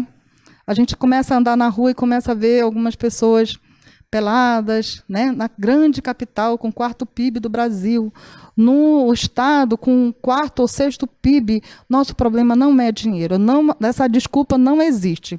Talvez vontade política, talvez competência, eu acho que a gente tem de discutir. E é para isso que a gente precisa, né, fazer um movimento social, trazer a sociedade para discutir sobre isso. Só queria aproveitar para complementar uma coisa que tem me importunado. Assim, a gestão pública, ela não compreende a política de saúde mental como uma política que é completamente diferente das outras políticas.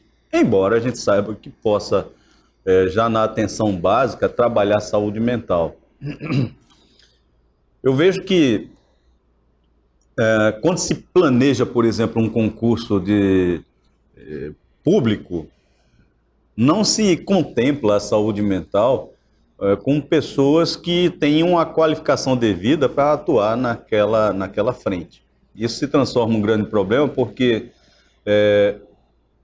eu lembro muito bem que eu também sou funcionário público, sou psicólogo da Suzan.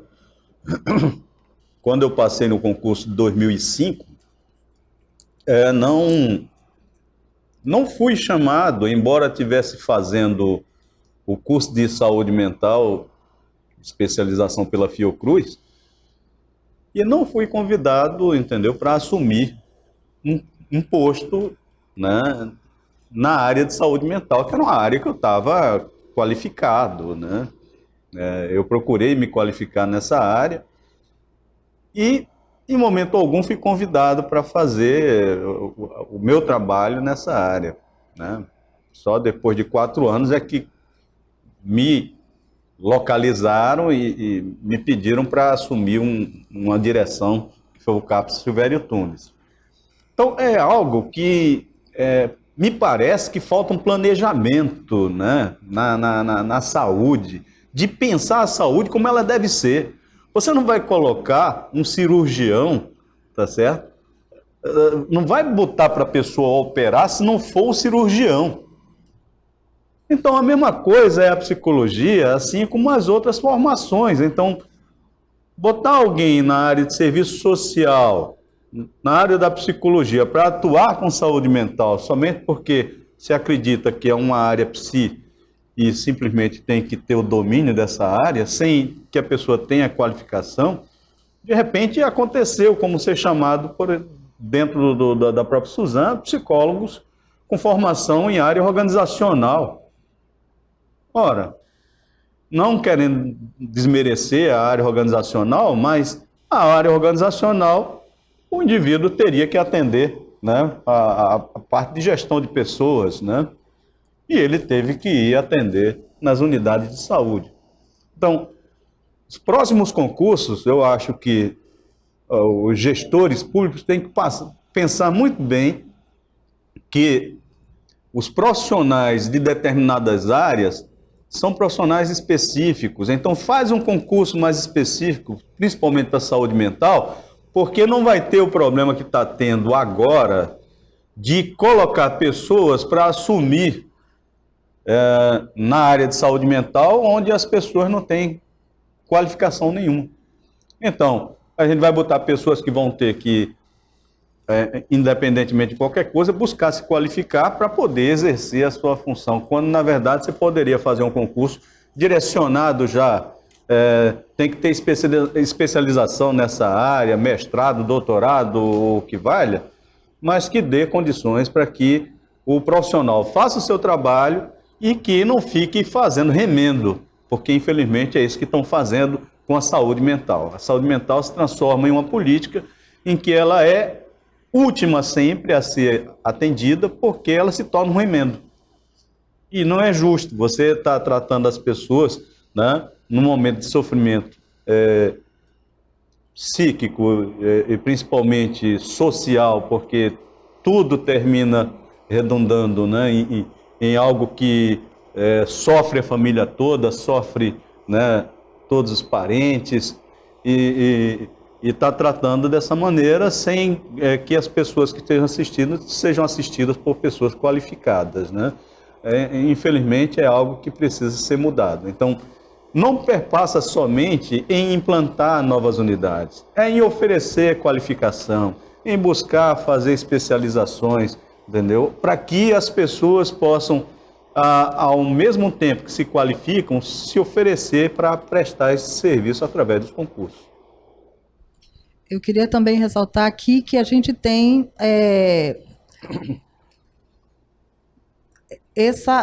esse recurso no SUS para formação, né? A gente tem o recurso da formação da capacitação continuada, né? Então a gente talvez controle social, aonde estão sendo gastos, né? E a gente precisa realmente capacitar a questão da saúde mental. A gente fala assim, conhecimento teórico metodológico, eu saio da faculdade.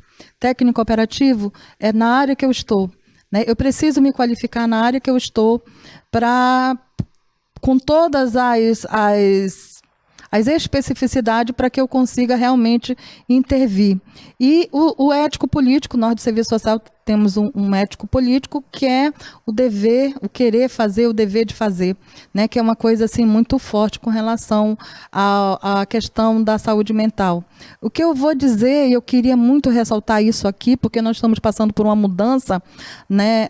E essa mudança está vindo, né? Da esfera federal para cá hoje, com alguns retrocessos, quando você fala de saúde mental, por exemplo, já se cogitou a nível de Ministério da Saúde o incentivo às comunidades terapêuticas, e aqui muitas das vezes a gente precisa colocar o seguinte, o sofrimento mental, é preciso que a gente tenha profissionais técnicos capacitados e as comunidades terapêuticas, elas avançam principalmente na questão do programa de crack, álcool e outras drogas, né? E aí a gente vai ver, muitas das vezes, essa pessoa que já está em sofrimento, porque ninguém que está bem vai usar droga. Antes de eu falar nisso, eu queria também falar de uma coisa, que droga é tudo que modifica o comportamento humano. E a gente hoje está vivendo na sociedade, eu assisti ultimamente uma palestra, que a pessoa dizia assim, você tem de ser feliz. Tu não está feliz? Qual é o teu problema que tu não está feliz? Se tu não está feliz, porque tu não tem foco na felicidade, na resolutividade. Isso é muito grave, porque a sociedade mercantilil, a sociedade desse capital que nós estamos vivendo agora, que ele inverte muito mais nas instituições financeiras, nós não temos hoje o crescimento das indústrias.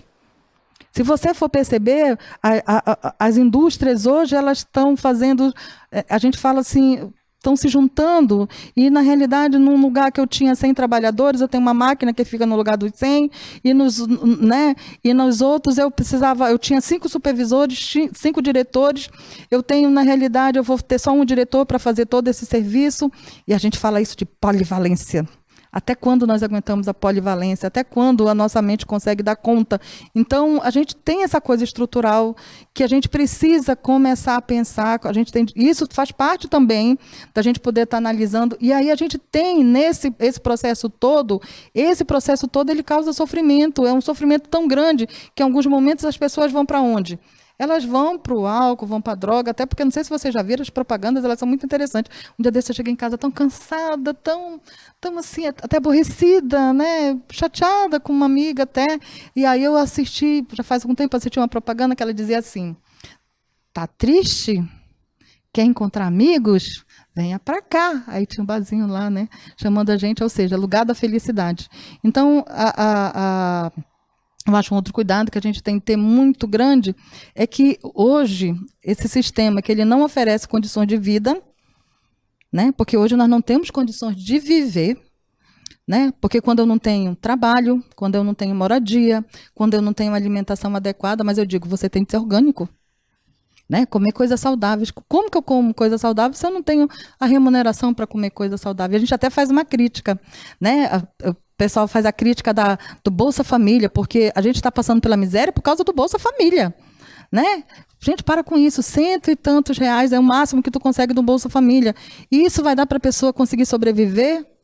Mas aí, olha só, quanto que o governo financia, né, vários setores que não dão retorno para isso. E a gente vai deixar o humano, né, esse humano que não teve qualificação, que não teve preparo, porque quando essa sociedade ela institui o Estado, e quando o Estado ele tem o dever, né, uma das condições para que o Estado ele foi institucionalizado é que ele garantisse as condições de vida das pessoas que estão naquele território. E aí eu pergunto, nós temos essas condições de vida?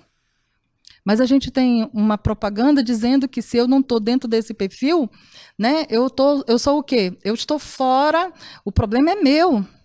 Eu sou responsável com relação a isso.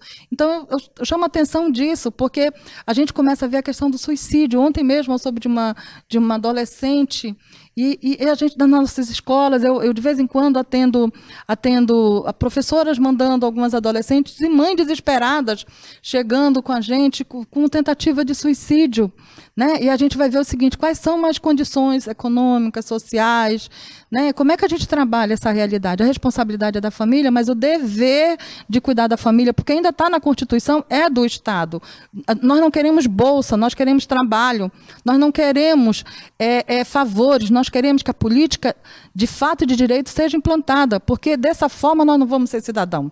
Né? É isso que a gente lutou tanto para que o SUAS fosse implantado, para que o SUS fosse implantado, para que essas políticas, de fato, elas fossem efetivadas. Eu acho que é nosso dever. A nossa geração está deixando a desejar, né, muito com relação à questão do dever, porque esse cidadão é o dever de intervir nessa realidade.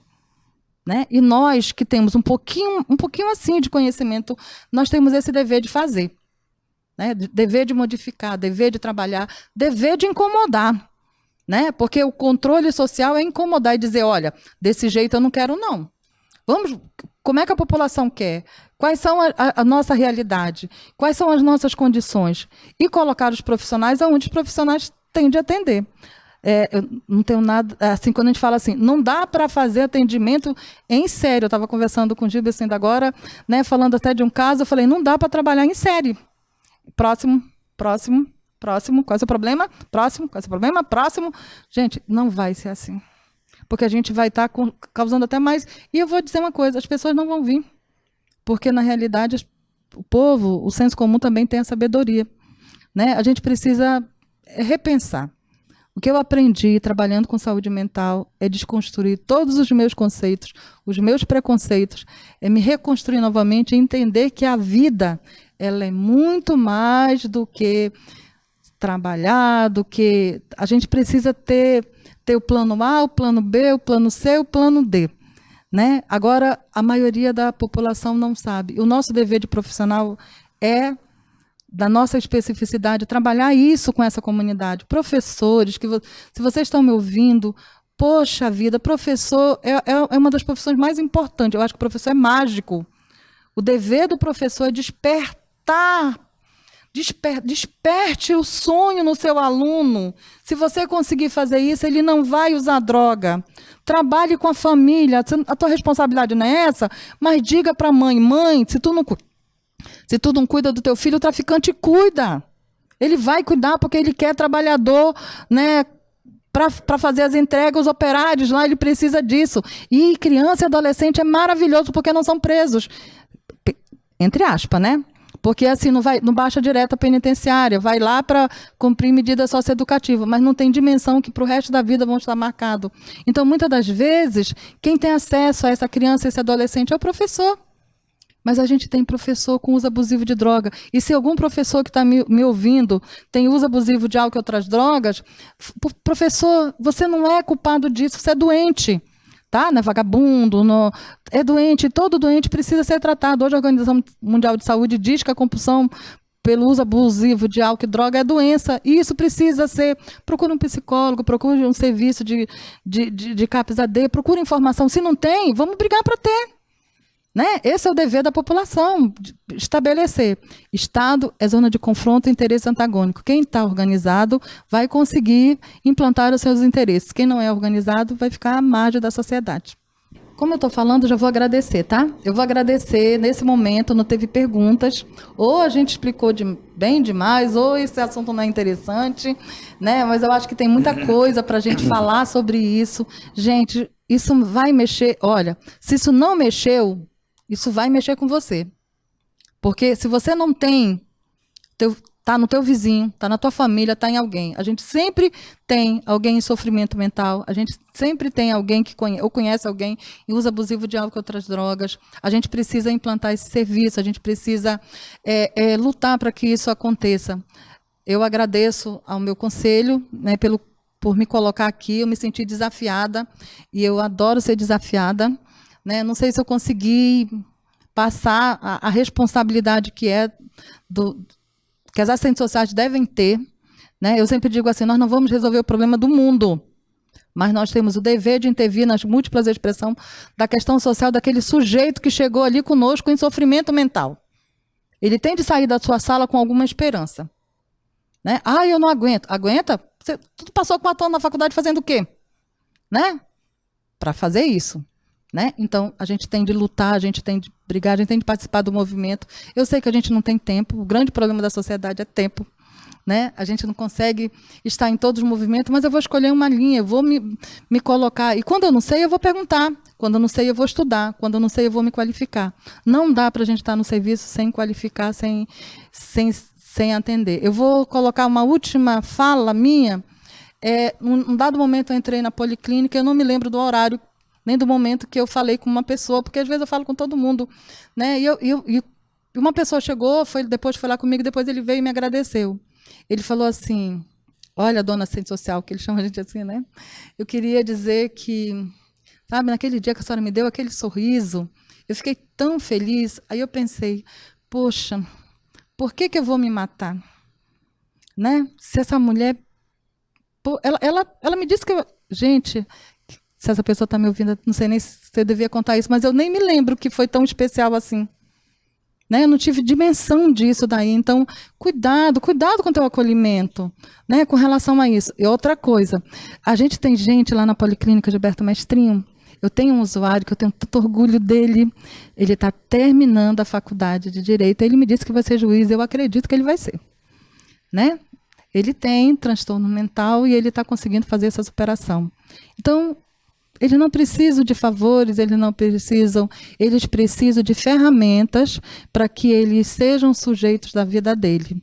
E a gente não consegue isso sozinho, não, tá? A gente consegue numa intervenção multidisciplinar, porque são os vários olhares que vão fazer a gente entender um pouquinho desse sujeito e ser responsável profissionalmente pelas intervenções. Muito obrigada por esse momento, muito obrigada por essa oportunidade de estar falando. Eu agradeço estar com o Gilberto aqui. É uma pessoa que eu admiro muito, né? E estar aqui na SEDUC com profissionais maravilhosos aqui. Parabéns à SEDUC por trazer essa questão para a educação. Nós fazemos parte disso também. Tá? Isso, saúde mental tem a ver com educação também.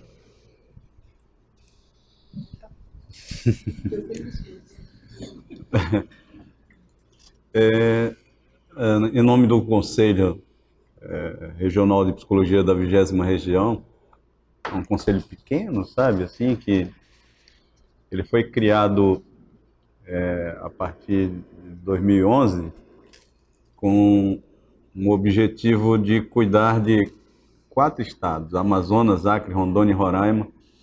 Esse conselho já iniciou grande, né? Então é uma responsabilidade imensa e, oxalá, a gente consiga agora fazer um processo de desmembramento do Acre e de Rondônia, tornando o Conselho Regional da 24ª Região. A gente tem uma responsabilidade muito grande, né? Porque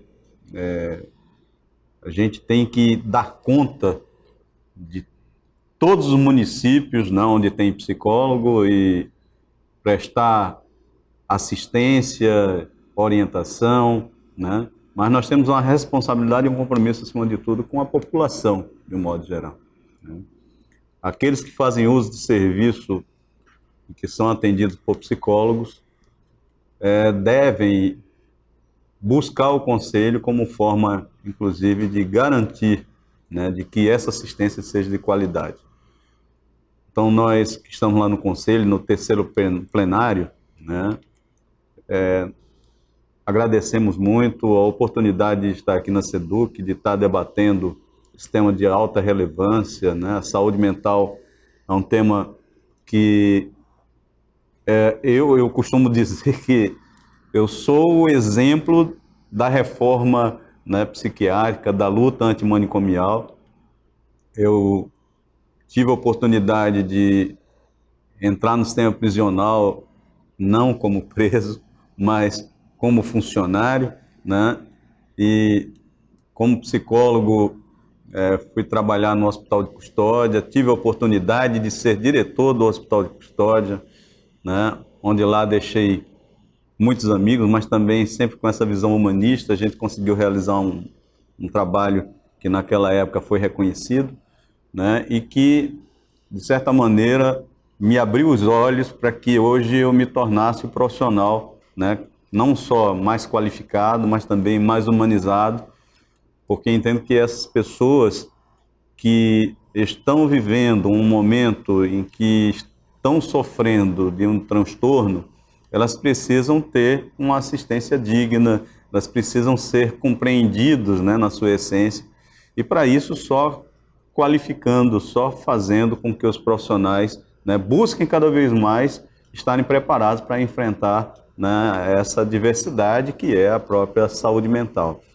Então, em nome do Conselho, eu agradeço, me coloco à disposição sempre que precisarem. Espero que a gente tenha conseguido atingir os objetivos de despertar não só a curiosidade, mas também o interesse da maioria da população em estar discutindo nos seus municípios, nas suas escolas, né, nas suas casas, um pouco sobre a saúde mental e entender que saúde mental, acima de tudo, é qualidade de vida, né? A gente pensa até na própria orientação que é dada pela Organização Mundial de Saúde, que diz que saúde mental não é simplesmente a ausência de doença, né? Saúde mental é essa relação que tem com o nosso estado biopsicossocial, que envolve trabalho, envolve família, né? Envolve as nossas relações de amigos, e que a gente precisa, acima de tudo, fazer com que